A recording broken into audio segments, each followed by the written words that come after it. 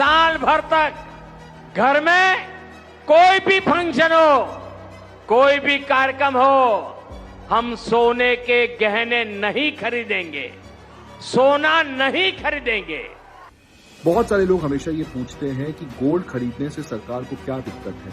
In fact Indian households के पास एक बहुत ही इंपॉर्टेंट चीज है, वो है सोना। आज इंडिया वर्ल्ड का सबसे लार्जेस्ट कंज्यूमर है गोल्ड का, और इसलिए हर एक हाउसहोल्ड्स के पास गोल्ड है जो कल को वो क्राइसिस के समय यूज कर सकते हैं। कोई बीमार पड़ जाए, बच्चे को बाहर भेजना है, तो गोल्ड एक तरीके का सेफ एसेट है जिसकी प्राइस जनरली रिड्यूस नहीं करती है, वो टाइम के साथ बढ़ती है।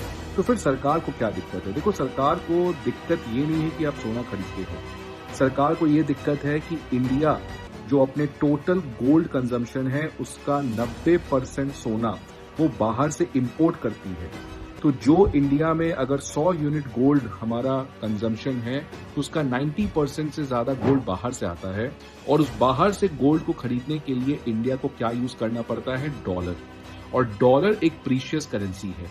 अब let me give an example, अगर इंडिया डॉलर यूज करके बाहर से ऑयल खरीद रहा है तो ऑयल खरीदने से गाड़ियां चलेंगी, ट्रेन चलेंगी, फ्लाइट्स चलेंगी, राइट? तो इससे इकोनॉमी जो है वो आगे बढ़ेगा। So if you are spending some amount of dollar in buying crude oil from outside, then उससे इंडिया की इकोनॉमी में फर्दर वैल्यू क्रिएशन होगा, और इसी को हम लोग इकोनॉमी में मल्टीप्लायर इफेक्ट कहते हैं।